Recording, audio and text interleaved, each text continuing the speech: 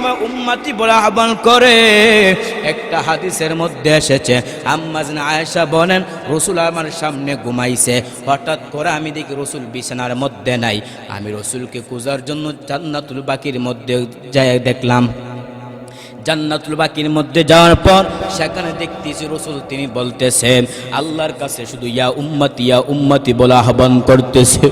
মায়ার নবী আমার জান্নাতুল বাকির মধ্যে আল্লাহর কাছে দোয়া করতেছে আর বলতেছি আল্লাহ ওয়া ইন তুআযিবুম ফাইন্নাহুম ইবাদুক, ও আল্লাহ যদি আপনি তাদেরকে শাস্তি দেন তারা তো আপনার উম্মত, ওয়া ইন তাগফির লাহুম ফাইন্নাকা আনতাল আজিজুল হাকীম, ও আল্লাহ যদি আপনি তাদেরকে ক্ষমা করে দেন, কেননা আপনি তো হচ্ছে প্রজ্ঞাবান এবং ক্ষমতাশীল। এরে নবীর উম্মতের দল, যেই নবী উম্মতের জন্য চোখে পানি ফেলাইয়া কাঁদে, আমি আপনি নবীকে যদি মানতে পারি, নবীর আদর্শ যদি আমরা মানতে পারি, তাহলে তো নবী আমাদের জন্য শাফাত করবে। যেই নবী আরামের ঘুমকে হারাম করে তিনি কি করেন, জান্নাতুল বাকির মধ্যে চোখের পানি ফেলাইয়া উম্মতের জন্য কাঁদে। এরে বান্দা, ওই নবীর মায়া তো আমাদের উপর অনেক বেশি। আল্লাহ তাআলা বলেন লাকাদ কানা লাকুম ফি রাসূলিল্লাহি উসওয়াতুন হাসানা, অবশ্যই তোমাদের জন্য রাসূল হলো উত্তম আদর্শ। এরে বান্দা, নবীর আদর্শ অনুযায়ী আমাদের চলতে হবে, নবীকে ভালোবাসতে হবে। যদি আমি আপনি মানতে পারি তাহলে আল্লাহর তৈরি জান্নাত নতুবা জাহান্নাম। এরে নবীর উম্মতের দল, জাহান্নাম এমন একটা ভয়ঙ্কর, যেই জাহান্নাম সহ্য করা সম্ভব না। একটা সূর্য 30 কোটি 9 লক্ষ মাইল উপরে সূর্য, কিন্তু এখন সূর্য নাই। হাসর ময়দানে আল্লাহ সূর্যকে বলবে, সূর্য তোর যত তাপ আছে তুই জমিনের মধ্যে ছেড়ে দেখ, সূর্যের তাপে জমিনটা হয়ে যাবে তামাম। গুনাহগারের মগজ বাতির মারে মতো টকবক করে ফুটতে থাকবে। অন্যদিকে শুধু তাই না, অন্যদিকে জাহান্নাম কঠিন হুঙ্কার মারে। জাহান্নামে বলবে আল্লাহ আপনি গুনাহগারগুলোকে আমার পেটের মধ্যে দেন।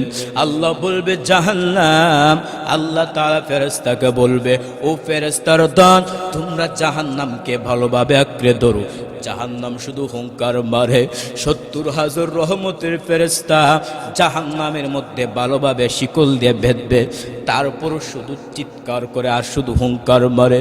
আল্লাহ তাআলা কুদরতি হাতের মাধ্যমে সামান্য একটু পানি জাহান্নামের মধ্যে ছিটা দিবি, জাহান্নাম কঠিন হুঙ্কার মারে না। ফেরেশতা বলবি আল্লাহ এ কেমন পানি দিছো, এটা কি আবে হাতের পানি না জমজমের পানি? আল্লাহ বলবি এটা জমজমের পানিও না, এটা কাউসারের পানিও না, এটা হলো আমার আখিরি জামানায় পয়গম্বরের উম্মতের চোখের পানি। এর বান্দা চোখের পানি বড় দাম, চোখের পানির মাধ্যমে জাহান্নাম থেকে বাঁচা সম্ভব। सूरज ने दिया अपनी शुआओं का पैगाम,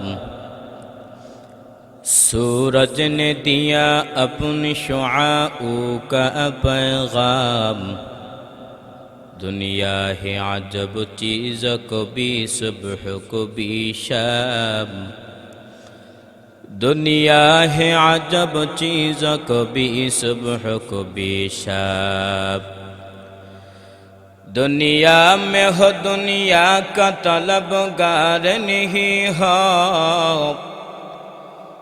दुनिया में हो दुनिया का तलबगार नहीं हो, बाजार से गुजर हो खरीदार नहीं हो, बाजार से गुजर हो खरीदार नहीं हो। हैनी में महबूब या मुतनक़ का इशारा, हैनी में महबूब या मुतनक़ का इशारा, फिर क्यों न हूँ महबूब खुदा नाम मोहम्मद, फिर क्यों न हूँ महबूब खुदा नाम मोहम्मद। अल्हम्दुलिल्लाह। বালুখা বাজারবাসী উদ্যোগে 2022 নভেম্বর 1 তারিখ উদ্যোগে ইসলামী মহাসম্মেলন, মহতী মাহফিলের সম্মানিত সভাপতি, প্রধান অতিথি, বিশেষ অতিথিবৃন্দ, জাতির মাতার মুকুট আরসাতুল আম্বিয়া হযরত উলামায়ে কেরাম, দূর দূরান্ত থেকে আল্লাহ পাকের আশিকিন, জাকিরিন, শাকিন, মুহিব্বিন, মুরব্বিন আজম, আমার সমবয়সী কলিজার টুকরা যুবক বন্ধুগণ, স্নেহের ছোট ভাই, পর্দার অন্তরালে শ্রদ্ধেয় সম্মানিতা মা ও বোনেরা, দয়াময় আল্লাহ রব্বুল আলামিন অসংখ্য শুকর ও সুজুদ যে আল্লাহ রব্বুল আলামিন বড় মায়া করে, ইহসান করে, অনুগ্রহ করে দিনের একটি গুরুত্বপূর্ণ মাহফিলে, দিনের একটি বড় মুজাকারায় আমাকে কিছু কথা বলার, আপনাদেরকে শোনার তৌফিক দান করেছেন। এই জন্য নিয়ামতের শুকর আদায়, ইমানের আওয়াজকে উচ্চ করে এক আওয়াজে উচ্চ কণ্ঠে কালিমাতুর শুকর আদায় করলে আলহামদুলিল্লাহ। লাখো করে দরুদ ও সালাম সাইয়্যিদুল মুরসালিন রাহমাতুল লিল আলামিন, শাফিউল মুজনবিন, খাতামুন নবিয়্যিন, সাইয়্যিদুস সাকালাইন, ইমামুল মুরসালিন, শাফিয়ে আযম, রাসূল আকরাম, রহমতে আলম, নবিয়ুল আরবুল আজম, হাবিবে কিবরিয়া, আশরাফুল আম্বিয়া, সৈয়দুল আম্বিয়া, আকায়ে নামদার, মদিনাহ কা তাজদার, জনাবে হযরত মুহাম্মদুর রাসূলুল্লাহ সাল্লাল্লাহু আলাইহি ওয়াসাল্লামের উপর আমি পবিত্র কুরআন কারীম থেকে ছোট্ট একটি আয়াত এবং মহানবী শ্রেষ্ঠ নবীর হায়াত ও নবীর জিন্দা নবীর অসংখ্য অগণিত অমীয় বাণী থেকে একটি হাদিস পাঠ করেছি। আয়াত এবং হাদিসকে সামনে রেখে অল্প কিছুক্ষণ আমাকে এবং আপনাদেরকে আমল নিতে শোনার তৌফিক দান করুক, সবাই বলেন আমিন। আল্লাহ তাআলা বলেন, লাকাদ কানা লাকুম ফি রাসূলিল্লাহি উসওয়াতুন হাসানা, অবশ্যই তোমাদের জন্য রাসূলের মধ্যে রয়েছে উত্তম আদর্শ। হাদিসের মধ্যে পয়গম্বর বলেন, বুইস্তু লিউতিম্মা মাকারিমাল আখলাক, আমি প্রেরিত হয়েছি সকল উত্তম আদর্শের পরিপূর্ণতার জন্য। এবার ভিন্ন আলোচনা। আল্লাহ তাআলা তার হাবিবকে দুনিয়ার মধ্যে প্রেরণ করেছেন, তার একমাত্র ভিশন ছিল, তার একমাত্র মিশন ছিল কোরআনের ব্যাখ্যা করে দেওয়া যাওয়া। যে কোরআনটা আল্লাহ নাজিল করেছে, ওই কোরআনটা আমাদের হাবিব হযরত মুহাম্মদুর রাসূলুল্লাহ সাল্লাল্লাহু আলাইহি ওয়াসাল্লামের উপর কোরআনটা নাজিল হয়েছে। সেই কোরআনের ব্যাখ্যাদাতা হলেন আমাদের নবী। শুধু তাই না, নবীর মিশনটাই ছিল কোরআনের ব্যাখ্যা দিয়ে যাওয়া। তো আল্লাহ তাআলা কোরআনের মধ্যে বলেন, আকিমুস সালাহ, তোমরা নামাজ প্রতিষ্ঠা করো। অর্থাৎ কিভাবে নামাজ পড়বা, কোথায় রুকু করবা, কোথায় সেজদা করবা, সেজদার মাঝখানে কি বলতে হবে, তাকবীর বলার পর কি বলতে হবে, সেই বিষয়ে রাসূল সাল্লাল্লাহু আলাইহি সাল্লাম তিনি সুন্দর করে ব্যাখ্যা দিয়েছেন। এই জন্য আল্লাহ রাসূল বলেন, সল্লু কামা রাআইতুমুনি উসাল্লি, তোমরা ওইভাবে নামাজ পড়ো যেইভাবে আমি পয়গম্বরকে দেখেছো। শুধু তাই না, আল্লাহ বলেন, খুযু আন্নি মানাসিকাকুম, তোমরা যে আল্লাহর বিধান, হজ করা, কুরবানি করা কিভাবে করবা, তোমরা আমাদের কাছ থেকে, আমার কাছ থেকে শিখে তোমরা আমল করো। তাহলে বুঝতে পারলাম নবীজির একমাত্র মিশনে ছিল কোরআনের ব্যাখ্যা দিয়ে যাওয়া। তো আল্লাহ তাআলা যে নবীকে দুনিয়ার মধ্যে প্রেরণ করেছেন, সেই নবীর আদর্শ কি, সেই নবীর সিরত কি, সেই নবীর আদর্শে কি, আজকে কয়েকটা আদর্শ বল।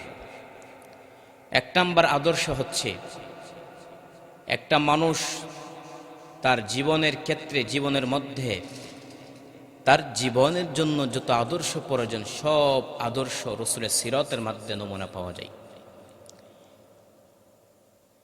দুনিয়ার সেক্টরে এক একজন এক এক মানুষ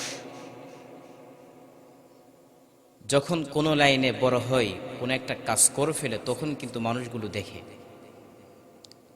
আমাদের নবীকে আল্লাহ দুনিয়াতে প্রেরণ করেছেন, তিনি চরিত্র, তিনি সিরত, তিনি বৈশিষ্ট্য এত সুন্দর, সব কিছু লিপিবদ্ধ করে রাখার কারণ হয়ে থাকে। তাহলে এক নম্বর আদর্শ হলো আল্লাহ তাআলা দুনিয়াতে যে মানুষগুলো প্রেরণ করেছেন, ওই মানুষগুলো তার জীবনের জন্য যত আদর্শ প্রয়োজন সব আদর্শ রসুলের সিরাতের মধ্যে বিদ্যমান থাকে। দুই নাম্বার আদর্শ হচ্ছে আল্লাহ তাআলা তার হাবিবের সব কিছু স্পষ্ট করে দিয়েছেন। নবী দুনিয়ার মধ্যে এসেছে, কেন এসেছে, তার ধর্মের কোন ধর্ম, তিনি কোন ধর্মের কথা বলবে, তিনি কোন ধর্মের কথা বলবে, কাজ করবে, তিনি কিভাবে চলবে, সব কিছু কিন্তু মানুষের সামনে স্পষ্ট। তিনি নবী হয়ে আসবে, তিনি যাই করবে না কেন সব কিছু আল্লাহ রব্বুল আলামিন সব কিছু মানুষের সামনে স্পষ্ট করে দিয়েছেন। তিন নাম্বার বৈশিষ্ট্য হচ্ছে আল্লাহ তাআলা তার রসুলের সিরতকে, তার চরিত্রকে বিশেষভাবে হেফাজত করেছে। কিভাবে হেফাজত করেছে? নবীজির বয়স যখন ছিল 14 বছর, তখন মক্কার মধ্যে যখন কোনো মানুষের বিবাহ অনুষ্ঠান হতো, হওয়ার সময় তারা গান বাজনা চালু থাকত। তখন আল্লাহ রসুল এক হাদিসে উল্লেখ করেছেন, যখন আমাদের মক্কার মধ্যে যখন একটা অনুষ্ঠান, বিবাহ অনুষ্ঠান হবে, ওই অনুষ্ঠানের মধ্যে গান হবে, তখন আমার এমন একটা ঘুম চলে আসলো, আমি আর বিবাহ অনুষ্ঠানে হতে পারি নাই। এখন আমি আপনাদেরকে বলি, নবী যদি ওই বিবাহ অনুষ্ঠানের মধ্যে শরিক হয়, নবুয়ত পাওয়ার পর যদি মানুষদেরকে বলে গান বাজনা হারাম, তখন ওই মানুষগুলো বলবে যে আব্দুল্লাহর সন্তান মুহাম্মদ, তুমি তো নবী হওয়ার পূর্বে আমাদের সামনে, আমাদের সাথে গান বাজনার মধ্যে অংশীদারিত্ব করেছ, তো এখন নবী হওয়ার পরে তুমি নতুন নিয়ম চালু করো। বলবে কি না? অবশ্য বলবে। তো আল্লাহ তাআলা যেহেতু তার হাবিবকে দুনিয়ার মধ্যে প্রেরণ করবেন, তিনি ধর্মের দাওয়াত দিবে, তিনি মানুষদেরকে এক আল্লাহর দিকে আহ্বান করবে, তিনি তার আদর্শের দিকে আহ্বান করবে। অতএব মানুষটা যদি নিষ্পাপ না হয়, গুনাহযুক্ত থাকে, ওই মানুষকে মানুষ অ্যাকসেপ্ট করবে না। তো অ্যাকসেপ্ট করতে হলে কি করতে হবে? নবীর আদর্শ অনুযায়ী নবীটা নিষ্পাপ হতে হবে। এমনইভাবে আরেকটা হচ্ছে, নবীজির বয়স যখন 25 বছর হল, তখন মক্কার মধ্যে মক্কার কুরাইশরা বাইতুল্লাহকে যখন দ্বিতীয়বার যখন আবার সুন্দর করে তারা যখন সুন্দর করে আবার দেওয়াল নির্মাণ করলো, এমত অবস্থায় তারা পাহাড় থেকে পাথর আনতো উলঙ্গ অবস্থায়। কেন? তারা বলতেছে যে আমরা যে কাপড়ের মাধ্যমে আমরা গুনাহ করি, ওই কাপড় লাগাই যদি আমরা পবিত্র কাবার যদি আমরা কাজ করি, সম্ভব হতে পারে না। দেখেন তাদের ভিতরে কত জাহালিয়ত। তো যখন মক্কার কুরাইশরা পাথর আনবে পাহাড় থেকে, এমত অবস্থায় সবাই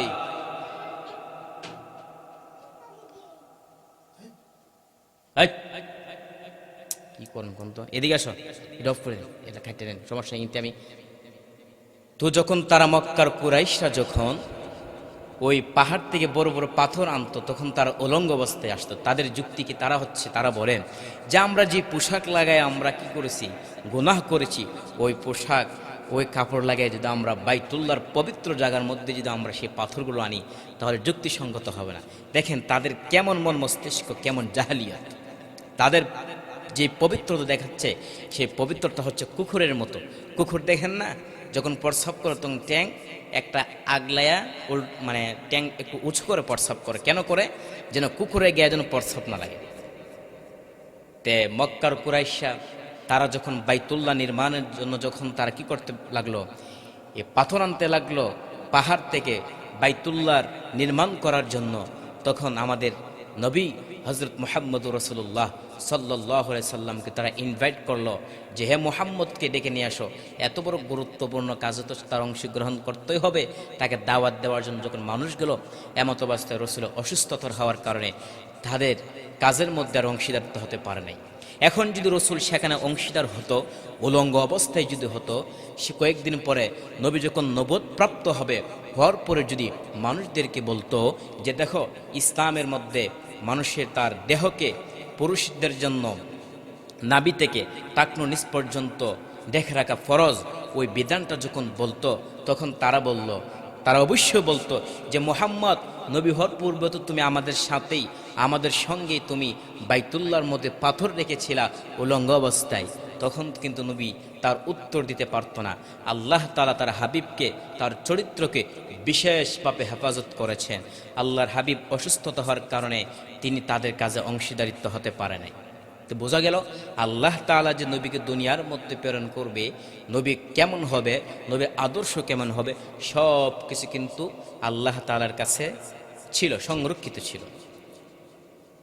3 নাম্বার আদর্শ হচ্ছে,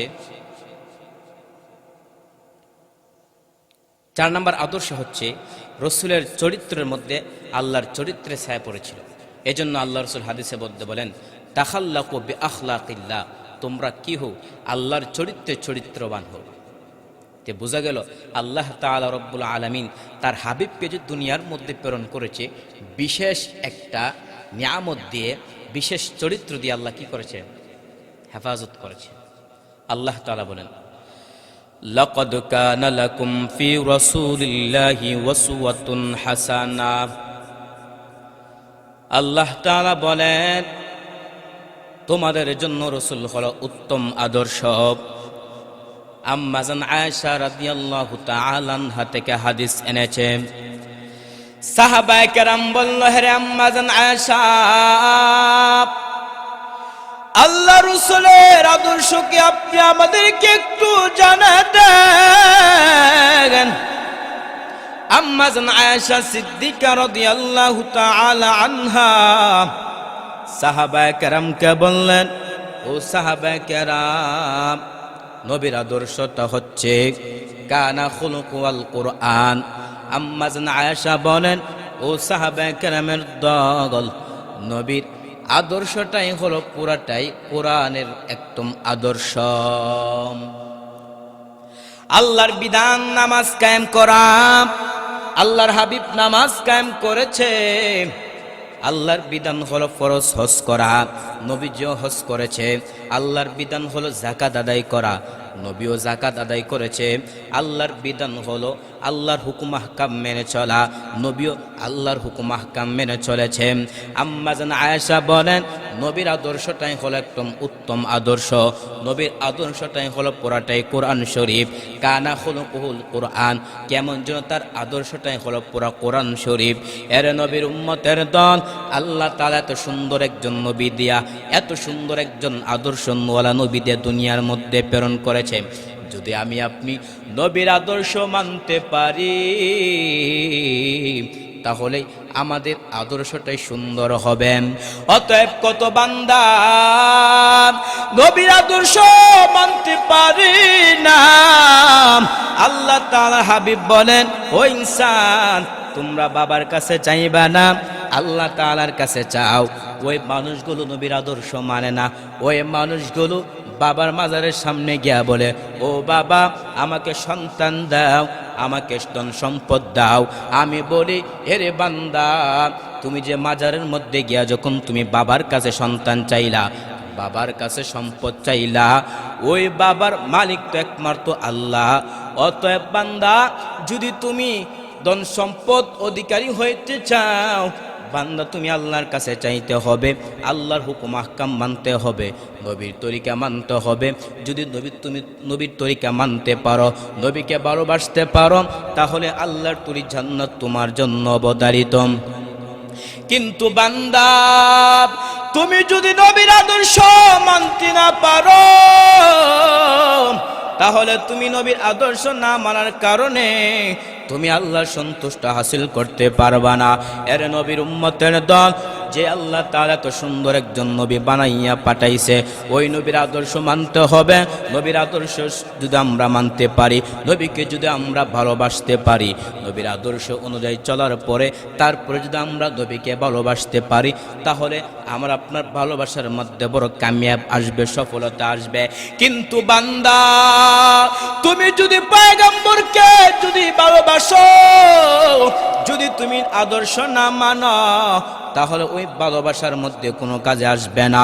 এর নবীর উম্মতের দল, একটা ঘটনা যদি আপনারা শুনতে পারেন তাহলেই বুঝতে পারবেন নবীকে শুধু ভালোবাসলে লাভ হয় না, নবীকে শুধু জান দিয়ে মহব্বত করলে লাভ নাই। একটা হাদিস যদি আপনারা শুনতে পারেন জানতে পারবেন এর নবীর উম্মতের দল, নবীজির চাচা আবু তালেব নবীর গার্জিয়ান হয়ে গেলেন। নবীর চাচা আবু তালেব যখন নবী অভিভাবক করতে যাচ্ছেন, নবী যখন ধর্মের দাওয়াত দেওয়া আরম্ভ করেছেন, নবী ও রহমাতুল্লিল আলামিন যখন ধর্মের দাওয়াত দেওয়া আরম্ভ করলো, ওই মক্কার যত লিডাররা আছে, যত নেতারা আছে, সব নেতারা চাচা আবু তালেবের কাছে এসে বলা আরম্ভ করেছে, ওরে আবু তালেব, তোমার বাতিজা মুহাম্মদ আমাদের ধর্ম বাদ দিয়া সে অন্য একটা ধর্মের কথা মানুষের কাছে প্রচার করে, অন্য একটা ধর্মের কথা মানুষের কাছে বলে। ও আবু তালেব শুনো,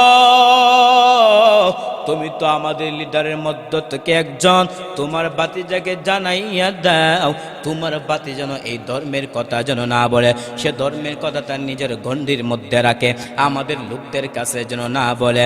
আবু তালেব এইভাবে যখন বলা আরম্ভ করেছে, আবু তালেব নবীকে অভিভাবক করতে চলাফেরা করতেছে। নবীর মা নাই, নবীর বাবা নাই। চাচা আবু তালেবকে যখন অভিভাবক করতে যাচ্ছেন, চাচা আবু তালেব রহমাতুল্লিল আলামিনকে পাইয়া বলা আরম্ভ করলো, ও মুহাম্মদ, ওই যত লিডাররা আছে, যত নেতারা আছে, সব নেতারা আমার কাছে বলা আরম্ভ করেছে, ও মুহাম্মদ, তুমি নাকি নতুন কোন ধর্মের কথা বলো। না না না, ওই ধর্মের কথা তুমি তোমার নিজের গণ্ডির মধ্যে রাখবা, অন্যের কাছে বলা প্রয়োজন নাই। রহমাতুল্লিল আলামিন চাচা আবু তালেবের ওই কথা শুনিয়া নবীজি চোখ দিয়ে টপ টপ করে পানি পড়া আরম্ভ করলো। চাচা আবু তালেব বলে, ও মুহাম্মদ, আমি তো তোমাকে এমন কোনো কথা বলি নাই যেই কথা বলার কারণে তুমি মুহাম্মদের মনের বড় কষ্ট হবে। ও বাতিজা, চোখের পানি মুছো, আমি তোমার কান্না সহ্য করতে পারবো না, কারণ আমি চাচা হলাম তোমার অভিভাবক। এই মক্কার জমিনে তোমার মা নাই, তোমার বাবা নাই, তোমার গার্জিয়ান বলতে কেউ নাই, আমি চাচা হলাম তোমার অভিভাবক, আমি তোমার কান্না বিন্দু পরিমাণ সহ্য করতে পারবো না। এইভাবে যখন বলা আরম্ভ করলেন, রহমাতুল্লিল আলামিন বলেন, চাচা, আপনি আমাকে জান দিয়া মহব্বত করেন জানি, আপনি আমাকে বড় ভালোবাসেন জানি, কিন্তু না না, কষ্টিন কালো সম্ভব না, আমি রহমাতুল্লিল আলামিন হিসাবে আল্লাহ প্রেরণ করেছে, আমি এই ধর্ম এক জায়গার মধ্যে রাখবো, আমি এই ধর্ম নিজে নিজে আমল করব, কষ্টিন কালো সম্ভব না। আপনি চাচা আমার অভিভাবক থাকলে থাকেন, না থাকলে নাই, আপনি চাচা আমার সাহায্য আসলে আসেন, না আসলে নাই, তারপরও আমি ধর্মের দাওয়াত দেওয়া বন্ধ করব না। চাচা আবু তালেব বলে, মুহাম্মদ, ওই লিডাররা বলেছে আমাকে বলে দেওয়ার জন্য, এই জন্য আমি তোমাকে বলে দিলাম, তবে যাও যাও, আমি চাচা আবু তালেব যতদিন থাকবো, আমি চাচা আবু তালেব যতদিন তোমার অভিভাবক থাকবো, ততদিন তোমার উপরে কেউ বেত্রাঘাত করার চেষ্টা করবে, তোমাকে মারার ফন্দি করবে, ওই দুঃসাহসটা কেউ করতে পারবে না। এরে নবীর উম্মতের দল, চাচা আবু তালেব ইন্তেকালের সময় মায়া নবী বলে, চাচা, আপনি তো আমাকে এত মহব্বত করছেন, আজকে আপনি তো আমার গার্জিয়ান ছিলেন, আমি যখন ধর্মের দাওয়াতটা দিতেন মানুষ আপনার কাছে অভিযোগ করত, তারপরও তো আপনি আমার অভিভাবক ছিলেন। ও চাচা, আপনি তো আমাকে এত গার্জিয়ান ছিলেন, আমাকে তো এত মহব্বত করে নজর দিয়ে রেখেছেন। ও চাচা, কাল হাসর ময়দানে যদি আপনি জাহান্নামে যান, আমি বাতিদা সহ্য করতে পারবো না। ও চাচা, আপনি কালিমা পড়ে ইসলাম গ্রহণ করে মুসলমান হয়ে দুনিয়া থেকে বিদায় নিয়ে যান, তাহলে আল্লাহ তাআলা আমি আপনার জন্য একটু উসিলা করতে পারবো। আল্লাহ জিব্রাইল আমিনকে পাঠাইলেন। আল্লাহ জিব্রাইল আমিনকে বলে, জিব্রাইল, আমার হাবিবকে তুমি জানা দাও, ও পয়গম্বর, আপনি যাকে মহব্বত করবেন ওই বান্দাকে যদি হেদায়েত না থাকে, আমি আল্লাহ যদি ওই বান্দাকে হেদায়েত যদি না দেয়, ওই বান্দাকে কেউ আল্লাহ তাআলার রাস্তার হেদায়েতের প্রতি কেউ নিতে পারবে না। এরে নবীর উম্মতের দল, যদি আমি আপনি নবীকে আদর্শ না মানি, যদি আমি আপনি রাসূলকে মহব্বত করি, ওই মহব্বতের কোন 1% লাভ হবে না। এর বান্দা, নবীকে যদি ভালোবাসতে চাও, নবীর আদর্শ মানার পরে নবীকে ভালোবাসো, ওই ভালোবাসার মধ্যে তোমার সফলতা আসবে, ওই ভালোবাসার মধ্যে তোমার কামিয়াব আসবে। এরে বান্দা, আজকে তো আমি আপনি রাসূলকে ভালোবাসি, নবীকে কত সন্ত্রাসটা কত জঙ্গিবাদরা গালি দেয়, আমি আপনি জবান দিয়ে প্রতিবাদ জানাতে পারি না। অথচ সাহাবায়ে কেরাম ইসলামের জন্য নিজের জীবনটা বিলীন করে দিছে। আল্লাহর একজন পয়গম্বরের সাহাবী বেলাল রাদিয়াল্লাহু তাআলা আনহু ইসলামের জন্য কেমন ত্যাগ স্বীকার করছে। এর বান্দা একটু নজর দিয়ে শুনেন। আজকে তো কত আল্লাহর বান্দা তারা জশ্নে জুলুসের মাধ্যমে, ঈদে মিলাদুন নবীর মাধ্যমে নবীকে ভালোবাসা বোঝা, তারা এমন একটা অবস্থা হয়, তারা ভিতরে এমন একটা কাজ করে, তারা মনে মনে বলে আমরা তো নবীর বড় আশেক। এরে বান্দা, কত আল্লাহর বান্দার চেহারার মধ্যে দাড়ি মুবারক দেখা যায় না, পয়গম্বরের সুন্নত মানে না, তারপর নবীর আশেক দাবি করে। এরে বান্দা, তুমি যদি নবীর সুন্নত না মাইনা যদি নবীর আশেক হতে পারো, যারা নবীকে ভালোবাসছে, নবীর সুন্নত মানছে, নবীর সুরত সিরত মানার পরে, নবীর আদর্শ মানার পরে তারা যদি ভালোবাসে, তাহলে তাদের অবস্থা কেমন হবে? এরে নবীর উম্মতের দল, নবীর একজন সাহাবী হযরত বেলাল ইসলামের জন্য কত ত্যাগ স্বীকার করছে। বনু উমাইয়া বিল খালফ বেলালকে ইসলাম গ্রহণ করার কারণে হযরত বেলাল রাদিয়াল্লাহু তাআলা আনহুকে গরম বালুর মধ্যে বেলালকে শুয়াইতো। বেলালের কষ্টের কারণে তিনি আল্লাহু আহাদ বলতে লাগলো, বস্তুগুলো একদম কষে কষে যেত। আবু বকর একদিন পাশ দিয়ে বেলালের পাশ দিয়ে যায়। আবু বকর ডাকতে বলে, বেলাল, তুমি জোরে জোরে আল্লাহু আহাদ বলবা না? তুমি যদি জোরে জোরে আল্লাহু আহাদ বলো, তোমাকে তারা বেশি আক্রমণ করবে, আরো বেশি বেশি তোমাকে নির্যাতন করবে। বেলাল রাদিয়াল্লাহু তাআলা আনহু বলেন, ও আবু বকর, আগামী কাল থেকে যখন আমাকে আক্রমণ করবে, আমি আর জোরে জোরে আল্লাহু আহাদ বলবো না। আবার আবু বকর রাদিয়াল্লাহু তাআলা আনহু চলে যাওয়ার পর বেলালকে যখন আবার আক্রমণ করে, বেলাল রাদিয়াল্লাহু তাআলা আনহু আবার জোরে জোরে আল্লাহু আহাদ বলতে শুরু করে। আবু বকর রাদিয়াল্লাহু তাআলা আনহু বলেন, ও বেলাল, তুমি তো আমার সামনে ওয়াদা করো জোরে জোরে আল্লাহু আহাদ বলবা না, কিন্তু কেন তুমি জোরে জোরে আল্লাহু আহাদ বলো বুঝতে পারলাম না। বেলাল রাদিয়াল্লাহু তাআলা আনহু বলেন, ওরে আকবর, ওরে আবু বকর সিদ্দিক, আমাকে যখন ওই ইসলামের দুশ্মনরা যখন আমাকে আক্রমণ করে, আমাকে যখন উত্তপ্ত বালুর মধ্যে যখন আমাকে শোয়ায়, তখন আমার এত মজা এত মধুর লাগে, আমি বেলালের যত কষ্ট তারা দেয় না কেন, সব দুঃখ কষ্ট দূর হয়ে যান। কাদেরে কুদরতু দারি বরকামাল আনতা রব্বি আনতা হাসবি জুল জালাল, ইয়া ইলাহি তু মেরা মাবুদ হ্যায়, ইয়া ইলাহি তু মেরা মাশূক হ্যায়, ইয়া ইলাহি मुझसे मुझको दूर कर, ताके देखो मुझ में तुझको एक नजर। या इलाही तू मेरा माशूक है गई, या इलाही तू मेरा गफ्फार है, या इलाही तू मेरा हन्नान है गई, या इलाही तू मेरा मन्नान है। कुफ्र शिर्क मेरे दिल से दूर कर, मेरे दिल में इश्क़ हक़ गुलजार कर। বেলাল রাদিয়াল্লাহু তাআলা আনহু ইসলামের জন্য কত ত্যাগ স্বীকার করছেন।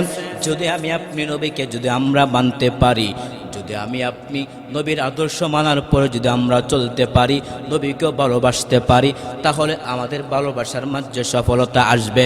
এর বান্দা, যদি সফলতা চলে আসে তাহলে তো তোমার জীবনটা বড় কামিয়াব হবে।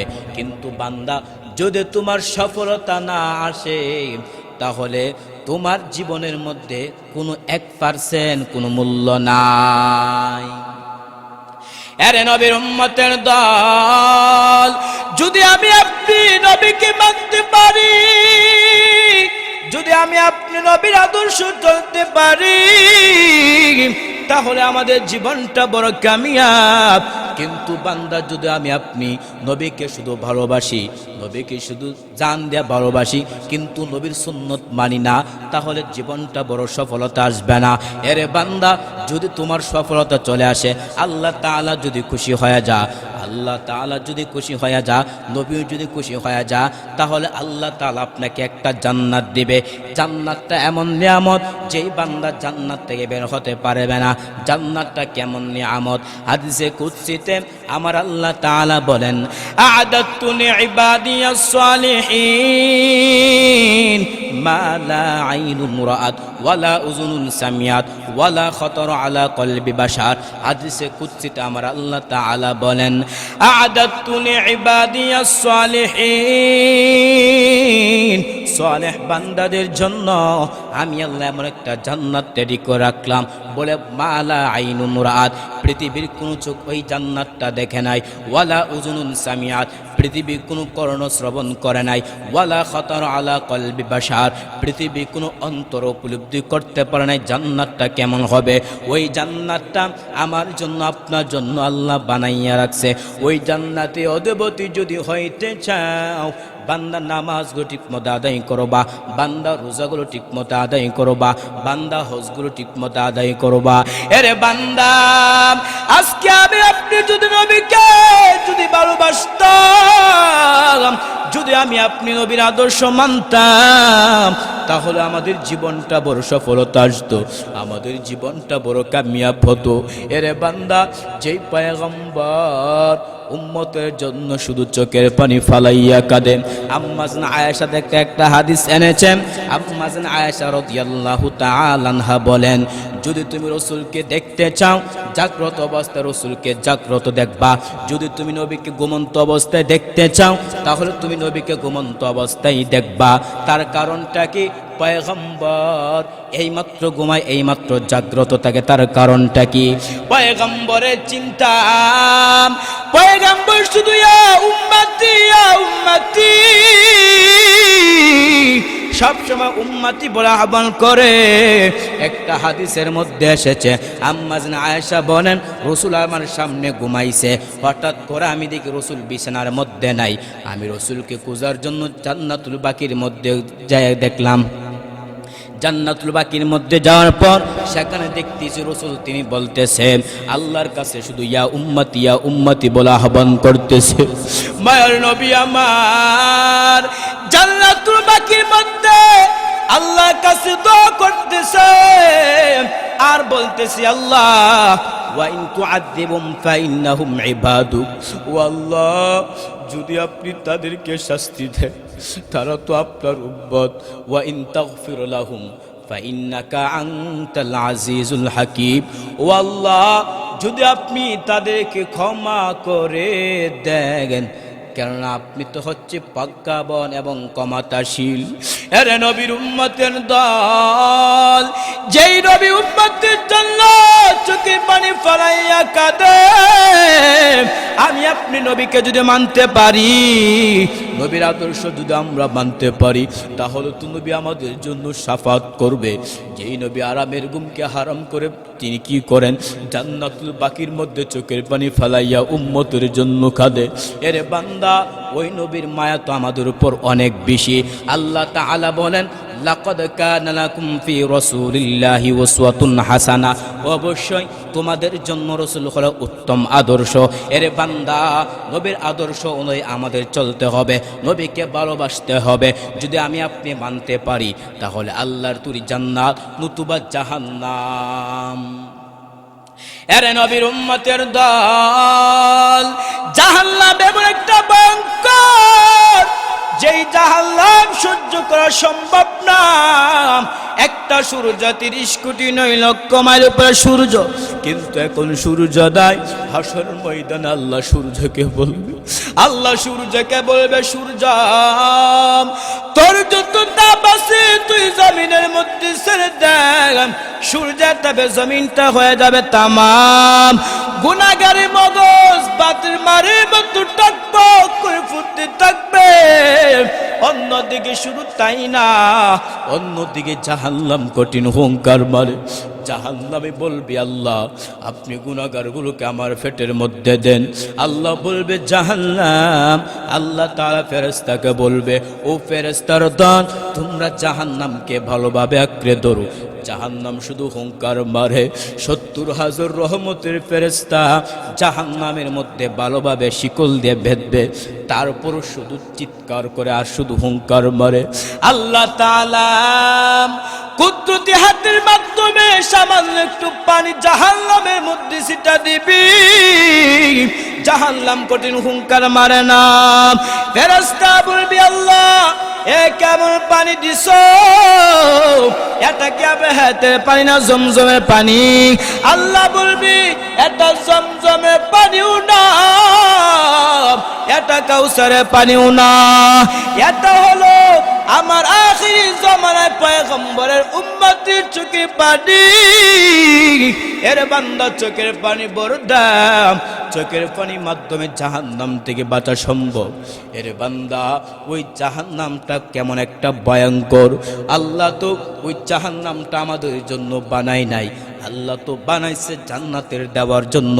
এর বান্দা, যদি আমরা জান্নাতে যাইতে চাই, তাহলে পয়গম্বরের আদর্শ মানতে হবে। পয়গম্বরকে শুধু ভালোবাসলে হবে না, পয়গম্বরকে ভালোবাসার মাধ্যমে পয়গম্বরের আদর্শ মানতে হবে। আল্লাহ তাআলা পয়গম্বরকে কেমন আদর্শ দিয়েছে, আল্লাহ বলেন, লাকাদ কানা লাকুম ফি রাসূলিল্লাহি উসওয়াতুন হাসানাহ। আল্লাহ তাআলা জানা দেয় তোমাদের জন্য হচ্ছে রাসূল উত্তম আদর্শ। এরে বান্দা, আল্লাহ তাআলা যদি সার্টিফিকেট দিয়ে থাকে, আমি আপনি রাসূলকে উত্তম আদর্শ মানতে আবার কি সমস্যা? নবীকে মানতে হবে, নবীর আদর্শ চলতে হবে। নবীর আদর্শ মানতে পারলে জীবনটা বড় কামিয়াব হবে।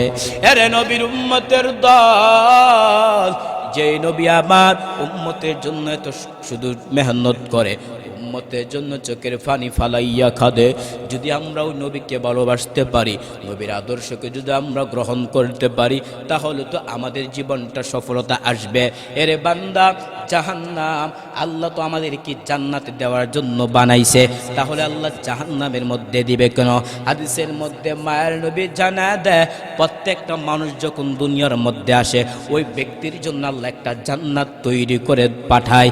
তাহলে প্রশ্ন আসতে পারে, কারণ ফেরাউন সাদ্দাত তারা তো জান্নাতে যাবে না, তারা তো জাহান্নামের মধ্যে যাবে, তাদের জান্নাতের মধ্যে কারা যাবে?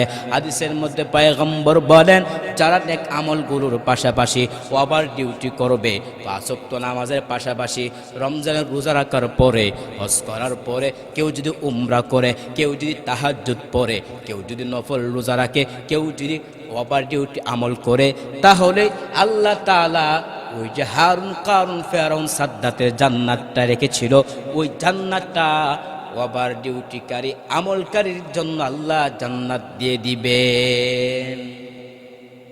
তাহলে কি বুঝতে পারলাম? আল্লাহ তো আমাদেরকে জাহান্নামে দেওয়ার জন্য বানায় নাই, বানাইছি জান্নাতের মধ্যে। অতএব বান্দা, সেই জান্নাত যাইতে হলে তো মাধ্যম লাগবে। সে মাধ্যম তো আমাদের কাছে নবীজি আল্লাহ এসেছিল, আসার পরে আল্লাহ কোরআন নাজিল করে দিয়েছে। এখন তো নবী নাই, এখন উলামায়ে কেরাম হাদিসের মধ্যে বলেন ইন্নামাল উলামা ওয়ারাসাতুল আম্বিয়া, নিশ্চয়ই আলেমরা হচ্ছে নবীর ওয়ারিস। অতএব নবী তো যে কাজটা করে গিয়েছে সেই কাজটাই আহলে হক উলামায়ে কেরাম ব্যাপকভাবে তিনি ছড়িয়ে দিচ্ছে। আমরা উলামায়ে কেরামের তত্ত্বাবধান, আমরা উলামায়ে কেরামের কথা শুনবো, আমল করতে যদি পারি, আদর্শ মানতে পারি, তাদের চলতে পারি, তাদের নমুনা ফলো করতে পারি, তাহলে আল্লাহর তুর জান্নাত আমাদের জন্য অবধারিত হবে। তো আল্লাহ তাআলা যে নবীকে প্রেরণ করেছে, আল্লাহ এমন একজন নবীকে প্রেরণ করেছে যে নবী হচ্ছে নিষ্পাপ। কেউ কোনোদিন নবীকে গুনাহ মুক্ত বলতে পারে নাই। আল্লাহ তাআলা দুনিয়ার মধ্যে প্রেরণ করেছেন, নবীর আদর্শ সম্পর্কে আল্লাহ তো সার্টিফিকেট দিয়েছে। আল্লাহ বলেন লাকাদ কানা লাকুম ফি রাসূলিল্লাহি উসওয়াতুন হাসানা। আল্লাহ রসুল বলেন, আল্লাহ তাআলা বলেন যে তোমাদের জন্য রসুল হচ্ছে উত্তম আদর্শ। মায়ার নবী আমার হাদিসের মধ্যে বলেন বুইস্তু লিউতিম্মা, আমি প্রেরিত হয়েছি পরিপূর্ণতার জন্য, মাকারিমার আখলাক, সম্মানিত এবং আখলাককে পরিপূর্ণতার জন্য আমি প্রেরিত হয়েছি। অতএব যেই নবী যদি বলতে পারে তাহলে তো আর কোনো কথাই চলে না। অতএব আমি আপনি যদি নবীর আদর্শ মানতে পারি, নবীর সিরত, নবীর আদর্শ, নবীর রাস্তা, নবীর যদি আমরা নমুনা অনুসরণ করতে পারি, তাহলে ইনশাল্লাহ আমাদের জন্য কল্যাণকর হবে। আল্লাহ পাক আমাকে এবং আপনাদেরকে যেন নবীর আদর্শ মেনে জান্নাতের জন্য নাজাতের উসিলা হতে পারে। আল্লাহ পাক সবাইকে তৌফিক দান করুক। ওয়া আখিরু দাওয়ানা আলহামদুলিল্লাহি রাব্বিল আলামিন। আসসালামু আলাইকুম ওয়া রাহমাতুল্লাহ। হুজুরের পরবর্তী ওয়াজ আসিতেছে আমাদের ইউটিউব চ্যানেলে, তাই সাবস্ক্রাইব করে সাথেই থাকুন।